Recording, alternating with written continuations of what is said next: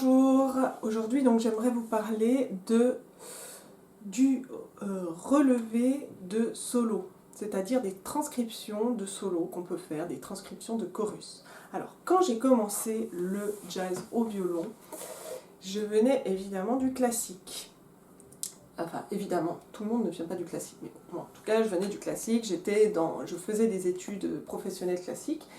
Et du coup, j'avais vraiment l'habitude de fonctionner avec des partitions.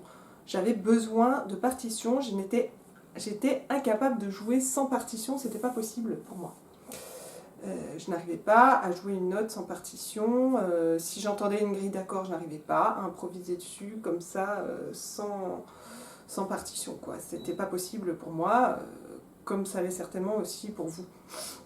Donc, j'ai pris des cours chez Pierre Blanchard, heureusement que je l'ai rencontré, que j'ai pu prendre des cours avec lui en Suisse, il donnait des cours. Et lui, il m'a vraiment fait transcrire beaucoup de solos, d'abord de Grappelli. Donc, j'ai commencé par les écrire, ensuite apprendre. Donc, relever d'oreille, c'est très important. Donc, s'inspirer de la version originale, déjà pour vraiment l'avoir en tête, parce que même si on l'écrit, déjà, le fait de l'écouter plusieurs fois pour pouvoir l'écrire, eh bien, on s'en imprègne. Et ensuite, j'apprenais la partition, j'apprenais par cœur, je jouais avec Stéphane Grappelli. Donc voilà, ce qui est important déjà, si vous passez par l'écriture, c'est vraiment d'essayer de jouer avec le soliste. C'est super important. Parce que, en fait, c'est pas comme en classique où on veut apprendre une partition, la savoir par cœur et tout ça. En jazz, si on veut apprendre à improviser, il faut que les choses soient dans la tête, vraiment dans la tête. Et la manière de phraser aussi, la manière de faire les notes, c'est super important de l'avoir dans la tête. Pas seulement juste apprendre quelque chose par cœur à partir d'une partition, mais apprendre quelque chose par cœur à partir de ce qu'on entend. C'est pour ça qu'après, l'idéal, c'est de ne pas passer par écrire la partition, de l'écrire seulement tout à la fin, mais d'abord d'apprendre le solo vraiment juste à l'oreille, juste en l'écoutant. Alors, il y a des programmes qui font des loops, c'est-à-dire des répétitions de phrases. Alors, par exemple, moi j'ai relevé pas mal de solos, Grappelli, d'autres choses aussi. Mais par exemple, si on reprend le chorus de Minor Swing, là, que j'ai mis en vidéo sur Internet, le début c'est...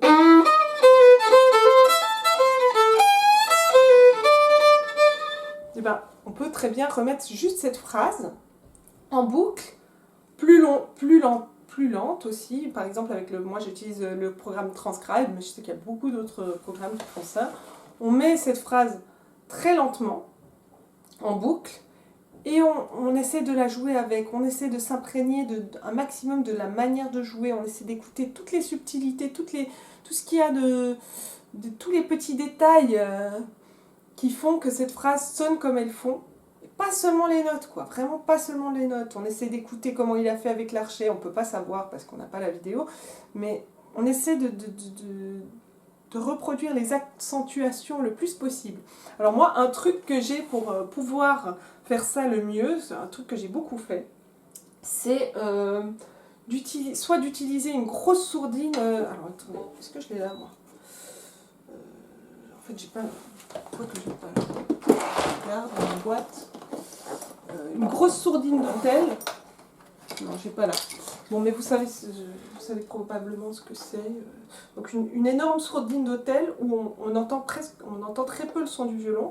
Et comme ça, j'entends plus le son du solo de Grappelli ou d'un autre que le mien. Et du coup, je joue avec, mais j'entends plus son son que le mien. Et comme ça, j'arrive vraiment à m'imprégner de ce que lui fait.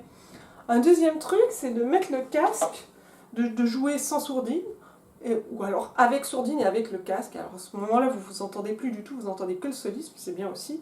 Je l'ai déjà fait aussi, mais sinon vous mettez le casque et vous jouez avec le casque. Du coup, vous entendez plus le son du soliste que votre propre son, et comme ça, vous vous imprégnez complètement de sa manière de jouer. Et ça, vraiment, ça aide énormément. C'est super important. Je pense que vraiment, c'est très bien de le faire. Alors, aussi, on a envie... Enfin, souvent, un solo, c'est long. c'est long. Et puis on a envie de tout faire, évidemment, parce qu'on a envie de... Donc c'est pour ça qu'on écrit tout le solo, on a envie d'avoir déjà la partition toute faite, et puis du coup on lit le solo, et comme ça on arrive à le faire d'un bout à l'autre. Sauf que même si on le fait plein de fois d'un bout à l'autre en le lisant, on n'arrivera pas à improviser après.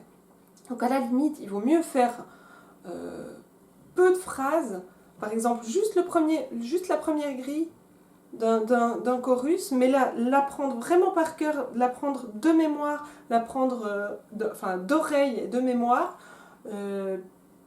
et puis n'avoir que ça, parce que en fait après ça va ressortir dans l'improvisation. Tandis que si on fait tout un solo, et puis on le lit, et puis qu'en fait on sait le lire et tout, même on l'apprend par cœur, mais ça va pas ressortir la même chose quand on improvise après. Ça va être plus utile en fait de faire un peu moins de solo, mais de l'apprendre bien d'oreille, uniquement d'oreille, et de s'en imprégner complètement, et de passer beaucoup plus de temps sur la petite partie du solo, plutôt que de faire tout le solo et de passer moins de temps sur chaque partie, moins de temps sur chaque phrase. Voilà, et ensuite, quand on a relevé un petit bout de solo, on peut prendre une phrase qu'on adore spécialement, et puis on peut travailler plus cette phrase, on peut la déformer, on peut la décortiquer, on peut... Alors attendez, on va essayer de reprendre cette phrase du début.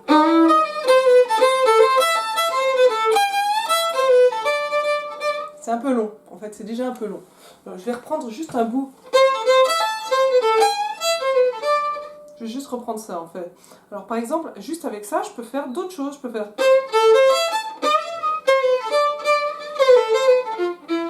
Par exemple ça. Par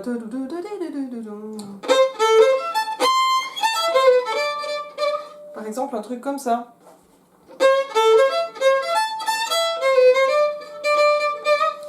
Comment je fais pour transformer une phrase comme ça? J'analyse aussi. Qu'est-ce qu'il fait là? Il fait un arpège de la mineur. Et puis après, il joue le Ré, sur Ré mineur, il joue que Ré, en fait. Donc. Voilà. Donc en fait, on essaie de prendre un petit bout, on analyse, et puis après on essaie de la jouer différemment. Et ça aussi, ça va être très très très utile après pour improviser, parce que si vous décortiquez un peu une phrase comme ça, vous l'analysez, puis après vous essayez de la jouer différemment, en fait, ça va beaucoup plus facilement ressortir dans l'improvisation. Ce que vous pouvez faire aussi avec une phrase comme ça, évidemment, et ça j'avais fait une autre vidéo là-dessus, c'est la transposer. Par exemple ça, donc je vais la transposer par exemple en mi bémol. Ok ? On peut le faire en si mineur.